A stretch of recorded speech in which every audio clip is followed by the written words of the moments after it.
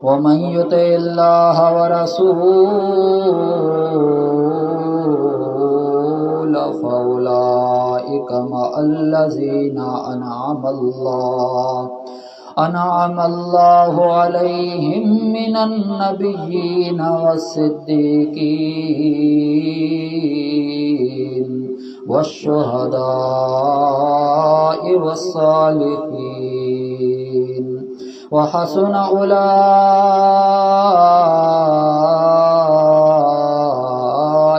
رفيقا ذلك الفضل من الله وكفى بالله عليما سبحان ربك رب العزة عما يصفون وسلام على المرسلين والحمد لله رب العالمين وقل رب أعوذ بك من همزات الشياطين وأعوذ بك رب أن يحضرون۔ واجب الاحترام سامعین کرام، آج کا ہمارا سبق درس قرآن اللہ رب العزت کے فضل و کرم کے ساتھ سورۃ النساء کی آیت کریمہ 66 سے شروع ہے اور 5واں پارہ ہے۔ اللہ رب العزت سے دعا گو ہوں کہ جو کچھ بیان کروں آپ لوگوں کے سامنے صحیح حق ہو۔ حمد و صلوات کے بعد درود و سلام آقا دو جہاں سرور کونین رحمت عالم سید المرسلین سرور کائنات محمد الرسول اللہ صلی اللہ تعالی علیہ وسلم پر بھیجنے کے بعد اللہ تبارک و تعالی نے ان آیات کریمہ کے اندر منافقین کا تذکرہ کرتے ہوئے اور ان سے آخری باتیں کی ہیں کہ اگر تم لوگوں نے میرے پیغمبر محمد الرسول اللہ صلی اللہ تعالی علیہ وسلم پر ایمان نہیں لانا، رسالت پر ایمان نہیں لانا، تم لوگوں نے میرے پیغمبر کی شریعت کو نہیں ماننا، تو یہ منافقت والا کام چھوڑ دو، میرے پیغمبر کے پیچھے پڑ جانا،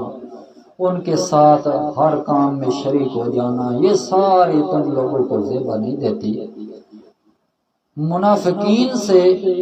ان آیات کریمہ کے اندر اللہ تبارک و تعالی فرمانا چاہتے ہیں کہ ان کے ذمہ اطاعت رسول ہی کا تو ہمارا مطالبہ ہے۔ اگر وہ ان کو کہا جائے منافقین کو کہ شہید ہو جاؤ اللہ کی راہ کے اندر، یا ان کو یہ کہا جائے کہ گھر سے جلا وطن ہو جاؤ، گھروں کو چھوڑ دو، تو یہ ان کے لیے بہت مشکل ہے، بجائے اس کے کہ وہ پیغمبر کی اطاعت کر لیں، پیغمبر کی فرما برداری کر لیں۔ لیکن وہ لوگ یہ اتنی آسان فہم بات جو ہے پیغمبر کی اطاعت کرنا، یہ اس بات کو تسلیم نہیں کرتے، بلکہ اگر ان کو کہا جائے کہ گھر چھوڑ دو تو وہ چھوڑنے پر الا قلیل، تھوڑے سے لوگ وہ بھی اس پر آمادہ ہو جائیں، باقی وہ بھی نہیں کر سکتے۔ اللہ کریم نے فرمایا یہاں پر دو قسم کی جہاد کے لیے نیتیں ہوتی ہیں۔ ایک نیت یہ ہوتی ہے کہ شہادت کی آدمی آرزو لے کر جائے میدان کارزار کے اندر، میدان جنگ کے اندر، تو جس وقت نیت مخلص ہوگی، خالص نیت لے کر جائے گا، تو اپنی جان اگر دینی پڑے تو جان بھی قربان کر دے گا، لیکن میدان سے پھر واپس ہٹ کر نہیں آئے گا، وہیں ڈٹ کر مقابلہ کرے گا۔ یہ دین کی سربلندی ہوگی۔ اور دوسری یہ کہ دشمن کو کفر کی حد تک پہنچانا ہے، تاکہ ان کو پتہ چل جائے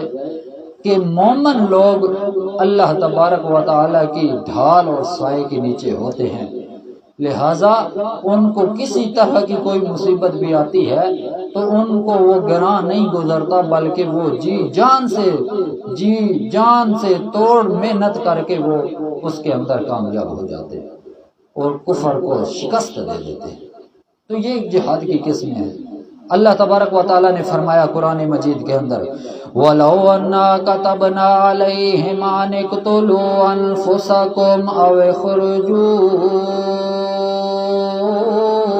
مِنْ دِيَارِكُمْ مَا فَعَلُوهُ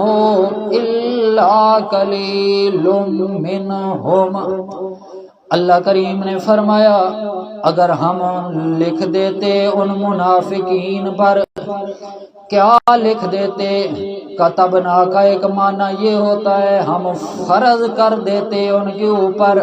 ان منافقین لوگوں پر اگر یہ بات ہم فرض کر دیتے انقتلوا انفسکم، اپنے آپ کو قتل کرو، اپنے آپ کو مار دو، خودکشی کر لو، یعنی جہاد کے اندر چلے جاؤ۔ سوال پیدا ہوتا ہے یہاں اللہ کریم نے فرمایا نقتلوا انفسکم، اپنے آپ کو قتل کرنا تو خودکشی بنتا ہے، جو خودکشی کرنا اسلام کی روح سے، شریعت کی روح سے حرام ہے۔ لہذا سوال پیدا ہوتا ہے کہ اللہ کریم نے پھر خودکشی کرنے کا حکم کیوں دیا؟ اللہ کریم نے فرمایا ہاں سوال تو یہاں یہ بن سکتا ہے کہ شہید ہونا تو اپنی جگہ ہے، لیکن شہادت کے لیے بم اپنے جسم کے ساتھ باندھ کر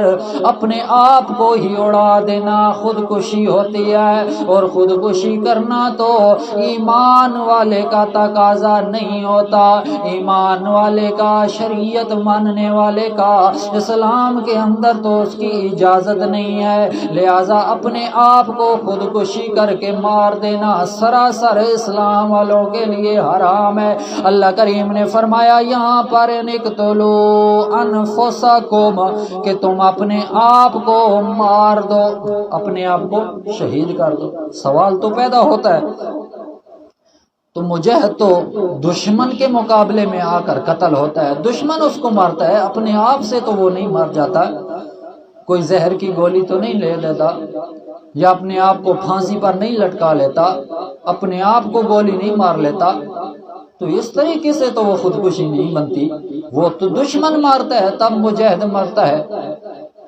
تو پھر تو تب شہادت پاتا ہے۔ تو اللہ کریم نے یہاں پر شہادت کی جو بات کی ہے تو یہاں پر سوال تو پیدا ہوتا ہے نا نقتلوا انفسکم، اللہ کریم نے فرمایا اپنے آپ کو خود کو مارو۔ اس کا جواب یہ ہے کہ جب مجاہد دشمن کے سامنے ڈٹا رہتا ہے، دشمن وار کرتا ہے، ادھر سے مجاہد بھی وار کرتا ہے، اور یہ ڈٹا رہتا ہے، آگے جس وقت تک وہ وار کرتا ہے یہ بھی وار کرتا رہتا ہے، اپنے دفاع کے اندر دونوں لگے رہتے ہیں، لیکن جس وقت تک وہ ڈٹا رہتا ہے اس کی نیت ہی یہی ہوتی ہے کہ یہ اب مجھے مارے گا تب میں یہاں سے ٹلوں گا، ویسے نہیں ہٹ سکوں گا۔ تو اس سے یہ مراد ہے جس طرح اللہ کریم نے قرآن مجید کے اندر فرمایا سورۃ البقرہ کی آیت نمبر 195 کے اندر وَلَا تُلْقُوا بِأَيْدِيكُمْ إِلَى التَّهْلُكَةِ، اپنے ہاتھوں کو ہلاکت کی طرف نہ بڑھو۔ اب کوئی آدمی کیسے ہلاکت کی طرف ہاتھ ڈالتا ہے؟ جہاں کامیابی نہ ہو ناکامی ہو، اور ناکامی کے اندر کوئی بھلے سے بھلا آدمی یہ گوارا نہیں کر سکے گا کہ میں اس ہلاکت والی جگہ کے اندر جاؤں یا ہلاکت کے اندر ہاتھ ڈالوں جس کے اندر میری عزت بھی باقی نہ رہے۔ تو پھر اللہ تبارک و تعالیٰ نے کیوں کہا کہ تم اپنے ہاتھوں کو خود اپنی ہلاکت میں نہ ڈالو؟ تو اسی طرح یہ مجاہد جس وقت دشمن کے سامنے ڈٹا رہتا ہے تو گویا کہ وہ اپنا تن اس کے سامنے پیش کر دیتا ہے، اس لیے وہ خود کو مارنے کا اللہ کریم نے یہ فرمایا، وہ خود مجاہد نے تو خود کو قتل کیا ہے نا اس حساب سے، کیونکہ اس نے اپنے آپ کو پیش کر دیا ہے دشمن کے سامنے اور دشمن نے اس کو وار کر کے مار دیا ہے، تو یہ شہادت کا رتبہ خود اس کو ملا ہے، لہٰذا خود اس نے اپنی آپ جان جان قربان کرنے کے لیے اللہ کی رضا کے لیے اپنے تن من دھن کو پیش کر دیا۔ تو یہ اس کا جواب ہے۔ اس لیے اللہ کریم نے فرمایا انقتلوا انفسکم، اپنے آپ کو مار دو، شہادت کا جام پی لو۔ یہ تمہارے لیے ممکن ہو سکتا ہے کہ تم پیغمبر کی اطاعت اور فرما برداری کرو، تم پیغمبر کے فرما برداری نہیں کرتے، رسالت پر ایمان نہیں لے آتے، پیغمبر کو رسول تسلیم نہیں کرتے، تو پھر تم یہ کرو انقتلوا انفسکم، اپنے آپ کو قتل کر دو، اپنے آپ کو مار دو، او اخرجوا من دیارکم ما فعلوہ الا قلیل منہم۔ دوسرے نمبر پر اگر تم اپنے آپ کو شہید نہیں کر سکتے، اپنے آپ کو مار نہیں سکتے، او اخرجوا من دیارکم، یا اپنے گھروں سے نکل جاؤ، وطن و بے وطن ہو جاؤ۔ اپنے گھر ہر آدمی کو عزیز اور محبوب ہوتے ہیں، کوئی بھی اپنی جائیداد، اپنی مالکیت، اپنا گھر چھوڑنے کے لیے تیار نہیں ہوتا۔ اس لیے اللہ کریم نے فرمایا وَخْرُجُوا مِن دِيَارِكُمْ، اپنے گھروں سے نکل جاؤ، جلا وطن ہو جاؤ۔ یہ اگر تمہیں زیبا دیتا ہے تو پیغمبر محمد الرسول اللہ صلی اللہ تعالی علیہ وسلم کی اطاعت نہیں کرتے تو ان کی مجلس کے اندر بھی نہ بیٹھو، بلکہ دور چلے جاؤ، علاقہ بھی چھوڑ دو۔ جس وقت اللہ کریم نے یہ کہا ما فعلوہ الا قلیل منہم، نہ کیا، اللہ کریم فرماتے ہیں ان میں سے تھوڑے سے جو تھے، قلیل منہم، تھوڑے سے آدمی ان باتوں کو ماننے والے تھے، باقی یہ بھی نہیں مان سکتے تھے۔ خود بھلا اپنے آپ کو کون مارتا ہے؟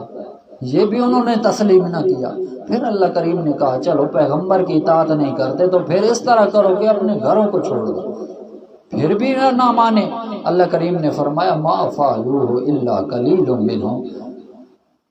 کچھ چند لوگ تھے ایسا کرنے والے، باقی جو سرغنے سردار تھے انہوں نے تو بالکل اپنے تکبرانہ اور فخرانہ انداز کے اندر انہوں نے تو کہا یہ تو ہم سے نہیں ہو سکتا، منافق تھے نا۔ اللہ کریم نے فرمایا وَلَوْ أَنَّهُمْ فَعَلُوا مَا يُوعَظُونَ بِهِ لَكَانَ خَيْرًا لَهُمْ وَأَشَدَّ تَثْبِيتًا، اگر بے شک یقینی بات ہے، تاکیدی بات ہے کہ وہ ان باتوں پر عمل کر لیتے، ما یوعظون بہ، جن باتوں کی نصیحت کی جاتی تھی انہیں، لکان خیر لہم، تو یہ باتیں ان کے لیے بہتر ہوتی، مبارک ہوتی، بھلی ہوتی، واشد تثبیتا، اور وہاں پر جمے رہنے کے لیے بہت ہی سخت ہوتی۔ یہ باتیں ان کے لیے نہایت ہی مؤثر ہوتی اگر وہ ان باتوں کو نصیحت پلے باندھ لیتے، نصیحت پر عمل کر لیتے کہ پیغمبر کی اطاعت کرنی ہے۔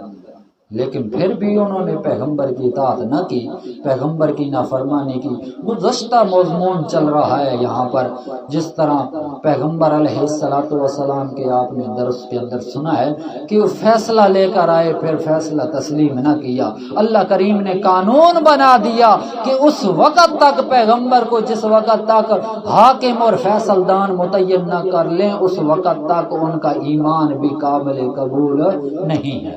فلا وربک لا یؤمنون حتی یحکموک فیما شجر بینہم،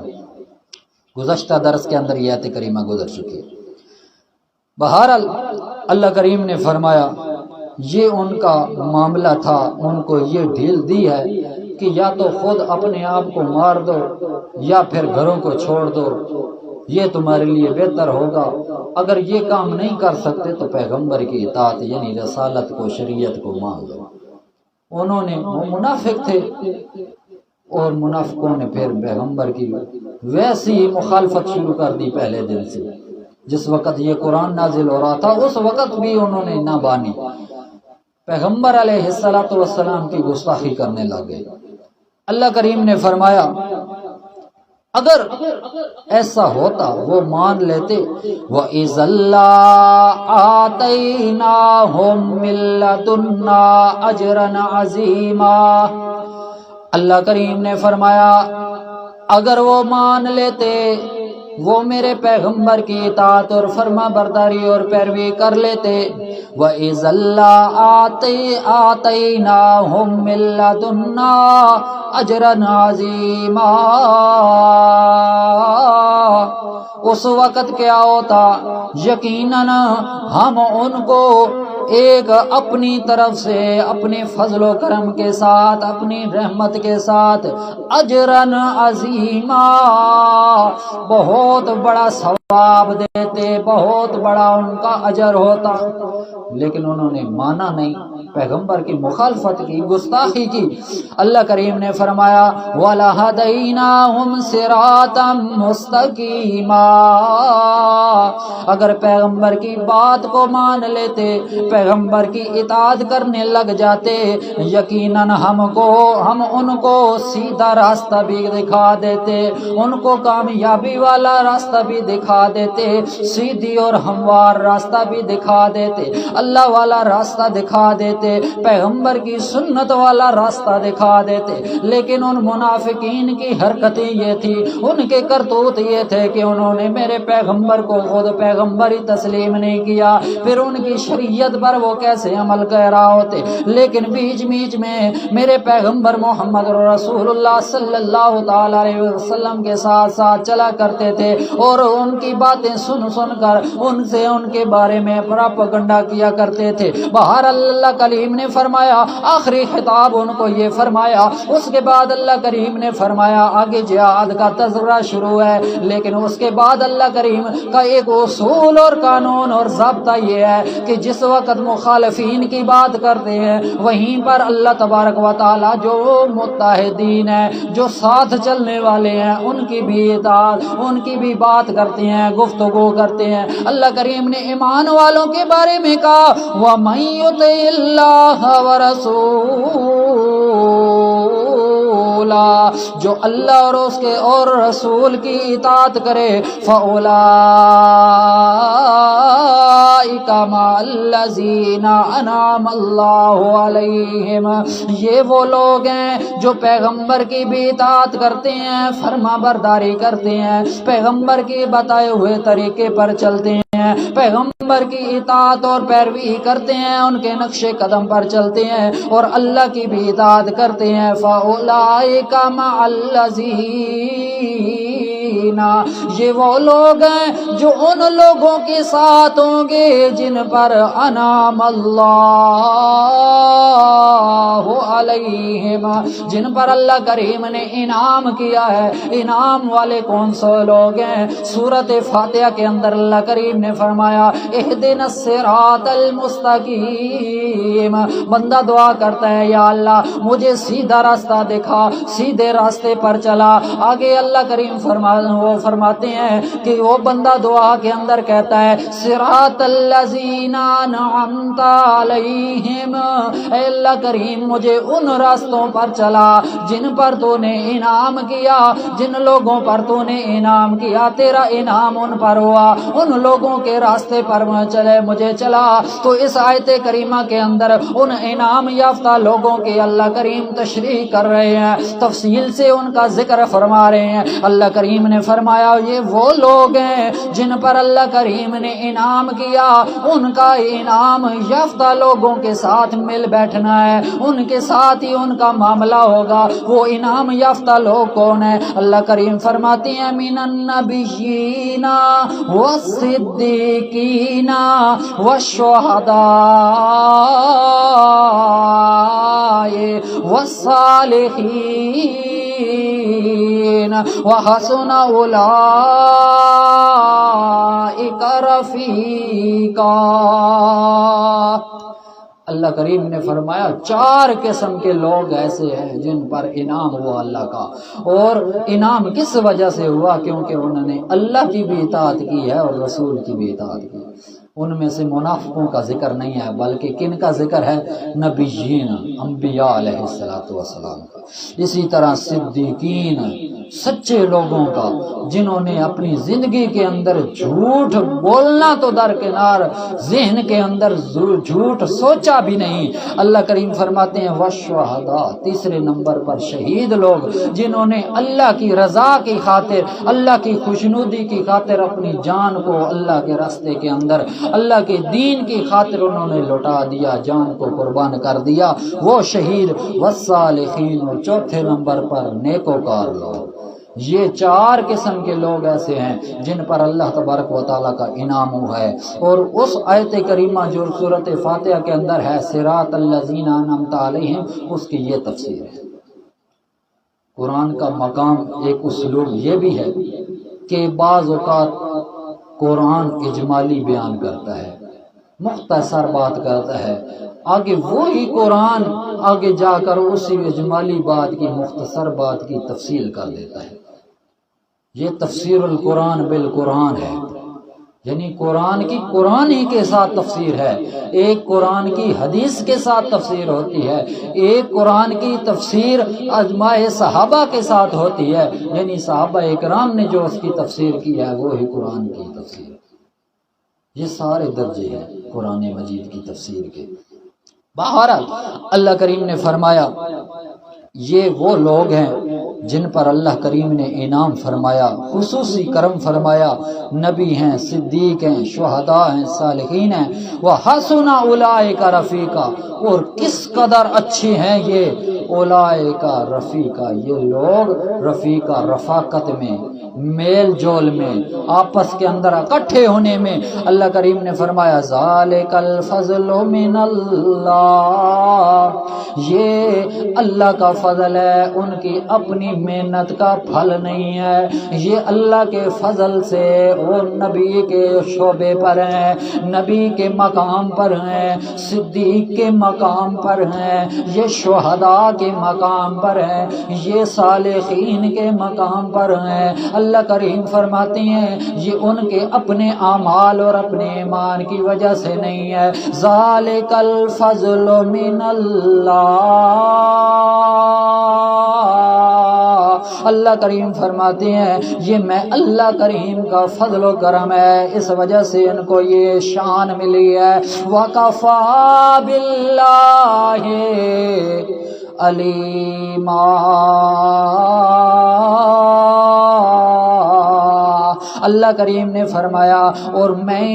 خوب جاننے والا کافی ہوں، لہذا اللہ کریم فرماتے ہیں یہ نبی بھی، صدیق کی، شہداء بھی، صالحین بھی، یہ ایسے لوگ ہیں جن کے ساتھ ملنے والے بھی صدیق بن گئے، جن کے ساتھ ملنے والے انبیاء کی لسٹ کے اندر چلے گئے، جن کے ساتھ ملنے والے شہداء کی لسٹ کے اندر چلے گئے، جن کے ساتھ ملنے والے صالحین کی لسٹ کے اندر چلے گئے۔ اللہ کریم نے فرمایا یہ سارے کے سارے درجے اور مقامات ہیں۔ اللہ کریم نے فرمایا مَن یُطِعِ اللَّهَ وَرَسُولَهُ،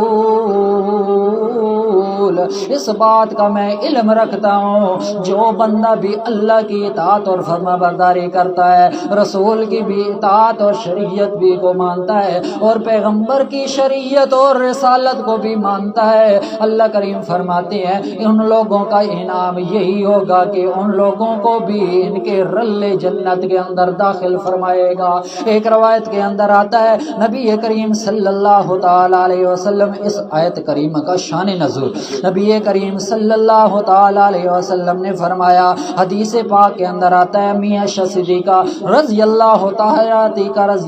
تعالی عنہ روایت کرتی ہیں کہ ایک میرا پیغمبر محمد رسول اللہ صلی اللہ تعالی علیہ وسلم کے خدمت اقدس کے اندر ایک آدمی حاضر ہو گیا اور عرض کرنے لگا یا رسول اللہ صلی اللہ تعالی علیہ وسلم، آپ مجھے میری جان اور اولاد سے بھی زیادہ محبوب ہیں، زیادہ پیارے ہیں، مجھے آپ سے بڑھ کر کوئی عزیز نہیں ہے، میں گھر میں ہوتا ہوں تو آپ کی ہی یاد آتی ہے، باہر ہوتا ہوں تو بھی آپ کا دیدار کرتا رہتا ہوں، لیکن باہر گھر کے اندر ہوتا ہوں تو بھی تیری یاد آتی ہے، باہر ہوتا ہوں تو بھی تیری یاد آتی ہے، لیکن جس وقت تیری مجلس کے اندر بیٹھا ہوتا ہوں یاد تو دور کی بات میں تیرا دیدار بھی کرتا رہتا ہوں۔ اتنا محبت، اتنی پیار اور اتنی چاشنی آپ کے ساتھ میری ہے، لیکن میرا پاک پیغمبر محمد رسول اللہ صلی اللہ تعالی علیہ وسلم، میرے دل کے اندر یہ خیال آتا ہے، میرے دل کے اندر یہ تصور آتا ہے کہ کہیں ایسا نہ ہو میں ایک عام سا ادنا سا صحابی ہوں، میرے پاک پیغمبر محمد رسول اللہ صلی اللہ تعالی علیہ وسلم آپ تو بڑی شانوں والے ہیں، آپ تو بڑی عظمتوں والے ہیں، آپ تو پیغمبروں کے بھی سردار ہیں، آپ تو سید المرسلین ہیں، آپ تو خاتم المرسلین ہیں، آپ کا رتبہ مقام سب سے بلند ہے، اللہ کے عرش کے نیچے آپ کے جنت کے اندر مقام ہے، ہم تو بیچارے کہاں جائیں گے؟ لیکن میں تو یہ خیال کرتا ہوں پتہ نہیں قیامت والے دن جنت کے اندر ہمارا ایک ساتھ موقع ہوگا، ملاپ یا نہیں ہوگا، ہماری ملاقات ہوگی یا نہیں ہوگی۔ نبی کریم صلی اللہ تعالی علیہ وسلم خاموش ہو گئے، تھوڑی دیر خاموش رہنے کے بعد اللہ کریم نے جبرائیل علیہ السلام کو بھیج دیا میرے پیغمبر کے قلب اطہر پر، اور وہی نازل ہو گئی، یہ آیت کریمہ نازل ہو گئی، من یطع اللہ ورسول فاولئک مع الذین انعم اللہ علیہم من النبیین والصدیقین والشہداء والصالحین وحسن اولئک رفیقا۔ ایت بھی پڑھتے جا رہے ہیں میرے پاک پیغمبر محمد رسول اللہ، اور اس صاحب کو، اس اپنے صحابی کو تسلی بھی دیتے جا رہے ہیں، اور ساتھ میں حدیث بھی بیان کرتے جا رہے ہیں، المرء مع من احبا، کہ آدمی قیامت والے دن بھی اسی کے ساتھ پلے کے اندر کھڑا ہوگا، اسی کے پہلو کے اندر کھڑے ہوگا، اسی کی لائن کے اندر کھڑا ہوگا جس دنیا کے اندر وہ محبت کرتا تھا، قیامت والے دن بھی اسی کے ساتھ وہ چلے گا، اسی کے ساتھ بھی اس کا اٹھنا بیٹھنا ہوگا جو دنیا کے اندر جس سے بھی وہ محبت کرتا تھا۔ اب وہ محبت دیکھی جائے گی کہ انسان دنیا کے اندر کس سے زیادہ محبت کرتا تھا، نبی سے محبت کرتا تھا یا کسی کوئی اپنے بڑے سردار سرغنی چودھری صاحب ملک صاحب سے زیادہ محبت کرتا تھا، اس کی بات زیادہ مانتا تھا، یا نبی کی بات کو زیادہ مانا کرتا تھا، اس پر تسلیم سرخم کرتا تھا۔ تو یہ ساری باتیں تو پھر اس وقت دیکھی جائے گی۔ نبی کریم صلی اللہ تعالی علیہ وسلم نے فرمایا المرء مع من احبا، آدمی قیامت والے دن اسی کے ساتھ اس کا اٹھ میل جول اس کے ساتھ وہی ہوگا جس کے ساتھ وہ دنیا کے اندر محبت کرتا تھا۔ تو اس ساتھی صحابی کو تسلی ہو گئی کہ اب میرا ایمان بھی کامل ہو گیا، اور میری جو دل کی حسرت تھی وہ بھی پوری ہو گئی کہ دنیا کے اندر میں اللہ کے رسول سے زیادہ محبت کرتا ہوں، ایک پل بھی ایک لحظہ بھی یہ گوارا نہیں کرتا کہ میرا چہرہ پیغمبر کے چہرے سے، میری آنکھیں پیغمبر کی دیدار سے دور ہو جائے۔ تو قیامت والے دن بھی جنت کے اندر بھی میرا پیغمبر علیہ السلام کے دیدار سے آنکھیں منور ہوتی رہیں گی۔ ایک حدیث پاک کے اندر آتا ہے، مسلم شریف کی حدیث ہے، حضرت ربیعہ بن کعب اسلمی رضی اللہ تعالیٰ عنہ سے، وہ فرماتے ہیں کہ حضور پاک صلی اللہ تعالیٰ علیہ وسلم کے ساتھ رات گزارتے تھے ربیعہ بن کعب اسلمی، ہر رات میرے پیغمبر محمد مصطفیٰ کے ساتھ گزارتے تھے۔ ایک رات تہجد کے وقت ربیعہ بن کعب اسلمی نے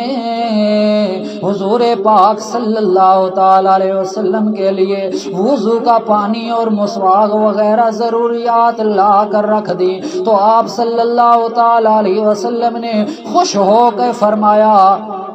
مانگو کیا مانگتے ہو، سل ربیعہ اے ربیہ بن کعب اسلمی مانگ، کیا مانگنا چاہتا ہے؟ آج پیغمبر محمد مصطفیٰ تیرے اوپر مہربان ہو چکے ہیں، میرا پیغمبر رحمت للعالمین بھی ہے، لہذا مانگ لے جو کچھ مانگنا چاہتا ہے۔ آج پیغمبر تیرے لیے کوئی چیز دینا چاہتا ہے، تو کوئی مانگنا چاہتا ہے تو مانگ لے۔ ربیہ بن کعب اسلمی نے عرض کیا یا رسول اللہ میں جنت میں آپ کی صحبت چاہتا ہوں، دنیا کے اندر تو مجھے سب کچھ مل گیا، مجھے صحابیت کا شرف مل گیا، مجھے میرے پیغمبر محمد رسول اللہ کا دیدار نصیب ہو گیا، میں نے محمد رسول اللہ صلی اللہ تعالی علیہ وسلم کی مجلس کے اندر بیٹھنا شروع کر دیا، مجھے صحابیت کا شرف مل گیا، یہ ساری باتیں تو مجھے دنیا کے اندر ایمان مل گیا، امن مل گیا، حفظ و امان مل گیا، پیغمبر کا جہو جلال مل گیا، لیکن میں چاہتا ہوں کہ میرے پاک پیغمبر محمد رسول اللہ صلی اللہ تعالی علیہ وسلم جنت کے اندر بھی تیری صحبت نصیب ہو، جنت کے اندر بھی تیری رفاقت اور تیری ملاقات مجھے نصیب ہو جائے۔ نبی کریم صلی اللہ تعالی علیہ وسلم نے فرمایا او ربیہ بن کعب اسلمی تو جس سے دنیا کے اندر محبت کرتا ہے قیامت والے دن بھی جنت کے اندر بھی تو اسی کے ساتھ ہی اٹھایا جائے گا۔ پھر اللہ کے پاک پیغمبر نے یہ آیت کریمہ تلاوت کی انعم اللہ علیہم من النبیین والصدیقین والشہداء والصالحین وحسن اولئک رفیقا۔ ایک روایت بخاری شریف کی روایت متواتر ہے، صحابہ کرام کی ایک بڑی جماعت سے منقول ہے یہ روایت۔ رسول اللہ صلی اللہ تعالی علیہ وسلم سے پوچھا گیا، دریافت کیا گیا یا رسول اللہ اس شخص کا درجہ اور مقام کیا ہوگا جو کسی جماعت سے محبت اور تعلق رکھتا ہے مگر عمل میں ان کے درجے کو وہ نہیں پہنچ سکتا، نبی تو نہیں بن سکتا، ہاں ایمان تو اس کے اندر موجود ہے لیکن صدیق کے رتبے کو نہیں پہنچ سکتا، ایمان تو اس کے اندر موجود ہے اور پختہ بھی ایمان اس کے اندر موجود ہے، میں اللہ اور اللہ کے رسول کی اتباع اور پیروی بھی کرتا ہے لیکن پھر بھی شہداء کی لسٹ میں نہیں پہنچ سکتا، شہید نہیں ہوتا، اپنی طبی موت مر جاتا ہے، یا پھر وہ نیکوکاروں کے شعبے کے اندر ان کی لسٹ کے اندر نہیں آ سکتا، وہ وہاں تک اس درجے کو اور مقام کو نہیں پہنچ سکتا۔ تو نبی کریم صلی اللہ تعالی علیہ وسلم نے فرمایا المرء مع من احبا، یعنی محشر میں ہر شخص اسی کے ساتھ ہوگا جس سے وہ محبت کرتا تھا۔ اس حدیث کے اندر بھی نبی کریم صلی اللہ تعالی علیہ وسلم نے وہی حدیث بیان فرمائی، یہ مختلف واقعات ہوتے ہیں، یہ حدیث بخاری شریف کے اندر متواتر ہے، یعنی کئی صحابہ اکرام کی جماعت کے متعلق نبی کریم صلی اللہ علیہ وسلم نے یہ فرمایا المرء مع من احب، یعنی قیامت والے دن بھی حشر جس وقت وقع ہوگا اس وقت بھی اس آدمیوں کی لین اور لسٹ کے اندر وہ شمار اس آدمی کا ہوگا جو دنیا کے اندر جس سے محبت کرتا۔ پھر اللہ کریم نے فرمایا یہ سارے کے سارے مت یہ خیال نہ کریں کہ ان کو یہ شان اور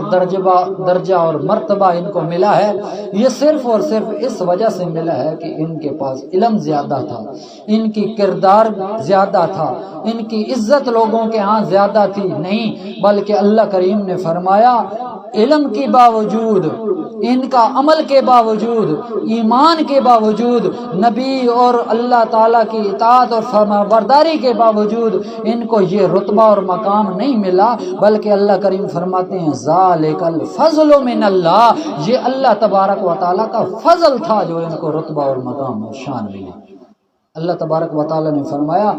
جو جو ان کا علم تھا ان سب کو میں کافی ہوں، اس سے زیادہ علم تو میں اللہ تبارک و تعالیٰ کا ہے۔ ساری زندگی اس ایسی 100 زندگیاں بھی ان کو مل جاتی، لیکن جس وقت تک میں اللہ تبارک و تعالیٰ کا فضل اور کرم نہ ہوتا ہے ان کو کوئی درجہ ایسا نہیں مل سکتا۔